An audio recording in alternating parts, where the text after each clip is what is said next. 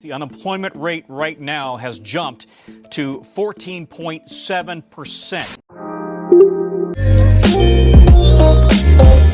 So the value of global fashion industry is worth more than 3,000 billion USD in 2020. And now with the women's wear occupy more than 36% of total net worth, this industry has continued to flourish. Well, until the COVID-19 impact has happened. And throughout this scary and unpredictable time of the year, how do you monitor and keep track of your business? Our guest today, Natasha Shazana, is a previous private equity principal at Morgan Stanley in New York before she took a jump to launch her own bra business out of her own frustration shopping experience.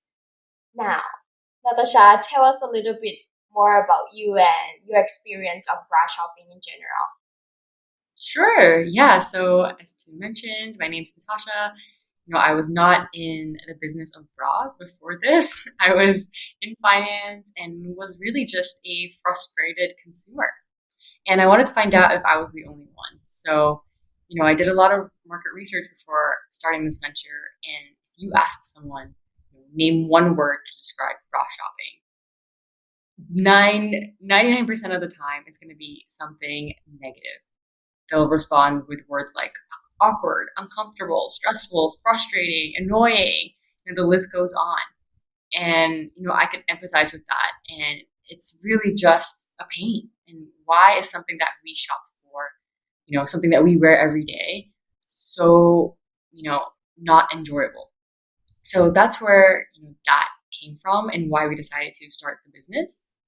So I think being in New York and seeing there were so many other brands, not just bra brands, but so many other consumer brands that were saying and promoting the message of being okay with being you, and not promoting this very aspirational, one-dimensional, narrow definition of beauty, really resonated with me and actually really contributed to my confidence. Being, a woman in her 20s at the time, I think it's really important to have a consumer brand that helps to promote this type of message and to advocate, being comfortable with who you are. So basically, I think this type of messaging should be more prominent in the Southeast Asian market, which is why we decided to come back here and launch a bra brand in Malaysia, where we feel that it's pretty stagnant, still very over-sexualized, and not representative of the people and the values that they believe in.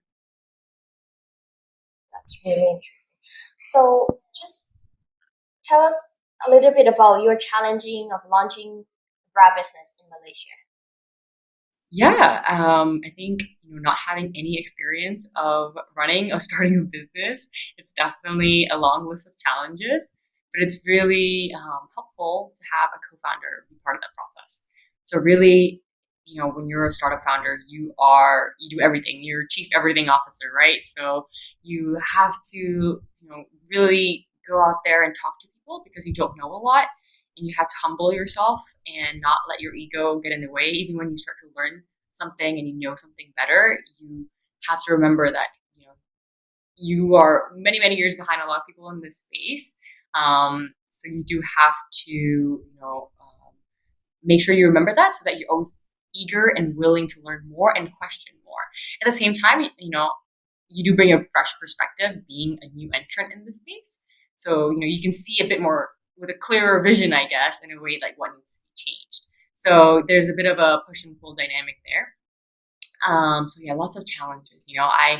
I hadn't lived in Malaysia for a really long time, so I just had to go out there and meet as many people as possible. Luckily, we started pre-COVID, so I would go out everywhere, try and network, and just, talk to people about ask them rather about what their bra woes were, where did they shop for their bras, what was frustrating for them, what were they looking for, and you always want to, be a very attentive listener and not lead them on, right? Because, there is an overarching theme of comfort, obviously, during the pandemic, but some people are looking for, something else, right? But what we did see after talking to hundreds of women was that there was this common demand for something comfortable, something supportive, something that is relatable, that brings joy to their otherwise really frustrating bra shopping experience. So when you're talking about the change in comfort wears, do you see any change in terms of customer perspective in terms of fashion, clothes wear, demand, and growth in industry before, during, and after COVID? Yeah, I think before, we're all, I mean, we're all still very busy, but it's just different in terms of the emphasis of comfort. So I think, with the pandemic coming last year, there was obviously a shift more towards being at home and spending a lot of time in your home. So you kind of, I think when you're in your home for a lot of the time, you kind of know you're more aware of what you're wearing. Like it gets a bit more like you're like, oh, I'm wearing an underwire bra all day. Like that's not ideal. I'd rather just be braless at that point, right? But then it's like I still have 10 Zoom calls to do. So that's where we started seeing like a shift, towards this comfort category really growing. There was already a shift prior to that, but just the COVID pandemic really accelerated it.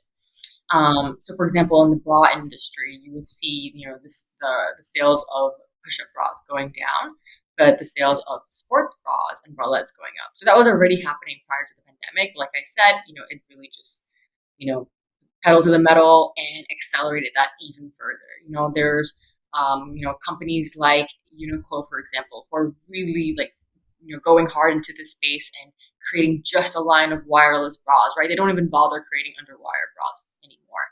And they're pretty innovative with that. So it's really interesting to see, how companies are responding to that demand and growth, how they are responding to the demand and growth and comfort. So we are also trying to tap into that and provide not only the comfortable products, but also a comfortable experience overall. Because when it comes to bras, on one hand is the product, but it's also the feeling that you get when you're in the store, when you're in the fitting room, and when you come home after. Like it's the overall feeling of the bra experience, right? It's not just the actual product. So we're trying to help enhance that experience in each of the stages. Interesting when you talk about you start to launch your business in Malaysia. So how do you basically navigate your business different processes in terms of designing, manufacturing, and finding director? Yeah, so like I said, we have to wear lots of hats, as a startup founder, and I'm fortunate to have my co-founder to kind of help divide and conquer. But truth be told, we are still doing a lot of the same things together. We do have our strengths and we do have our weaknesses, so we do try and separate that. But when it comes to decision making, we try and do that together for the best outcome of the company. So, things like, designing a bra. I didn't know anything about that. Sure, I can try and sketch what I like, but I have no idea what it takes. There's 30 components into one bra, and I didn't study this. I'm not a, technical bra designer. So you do have to, again, identify your weaknesses and find out where you can partner with someone to do that. So we found an amazing bra designer who's helped us execute our vision. Our manufacturing partner, that's also something that is really hard to just Google. Like you can go find, like a bra manufacturer on Alibaba or AliExpress and just, launch a bra brand in 2 weeks kind of thing. But that's not the process that we wanted to take. We wanted to design everything from scratch, test everything from scratch on real women. So we worked with a manufacturer that could help us, do that, entirely and really go through that sample development process and help us actually with an order quantity that was suitable for a startup, because it's actually really quite a high number in our space. So it's a really quite capital intensive space as well. So we were very fortunate to find a manufacturer that wanted and was willing to take a chance on us, because not many are. They have their customers. They don't really care about you. You're nobody. So it does take a little while to find the right partner for you. So that was the early stages, right? You got to make sure that you get the product right, and then there's getting the website done. There's all the logistics involved, because a bra has to fit the person, right? So things like even return logistics, you have to factor into that. So really, there's so many steps of the journey in starting this brand. I was aware of them, but once you're in it, then you're like, wow, there's even way more than I thought within each of these steps. So it does take a lot of time, but there's ways to accelerate that and try and make that process a little smoother. If you do a lot of good market research beforehand. That's great. And any things that you want to share with fellow entrepreneurs in terms of your learning lessons? Yeah, sure. So I think COVID, as much as it was obviously really hard, and even for us, it delayed our plan significantly. It actually allowed us two things. One was that it allowed us to reassess, and really re-strategize how we wanted to execute our brand, how we wanted to launch this brand into the world, kind of thing. And for example, we had an underwire bra in our initial product lineup, and we completely changed that. We actually completely changed our branding. In fact, we changed a lot of things that we otherwise wouldn't have because we felt like we needed to rush to market. I think as a startup founder, you're like, you gotta go, get out there, and they always tell you get out there and iterate, which is really important. But you also don't want to rush it to the point where you kind of regret the decisions that you made. So COVID, coming actually allowed us to just pause and be like, okay, are these the right decisions that we were making, or we were just making them because we wanted to get it out there as soon as possible? So I actually am grateful that we took that time to pause, reflect, and make those changes and pivot accordingly. So yeah, we have our initial launch collection is entirely focused on comfort. So in the beginning, yeah, we heard comfort, but now it's we really doubled down on it. And even the messaging of our copywriting is influenced by that. And really, like I said, doubling down on that message of comfort and support. The other thing that COVID has taught me is that even though you're not physically present with someone in the same space, you can really develop some strong connections and deepen those relationships. So I just met some amazing people throughout this journey, online, which is so special, or people that I had reached out to earlier and tried to maintain those relationships. I think maybe because all of us were, stuck indoors, that we were willing to kind of respond to each other faster. It allowed for those relationships to really be cultivated over this period of time. So I'm really grateful for that. And that it was a two-way street, right? It wasn't just hey, can you help me or can you give me advice? It was I'm also able to share some things as well to help. So I'm really grateful for the stronger friendships and relationships that I built during the COVID period. That's great. And in terms of your next bras launching really soon, do you want to tell us more details about that?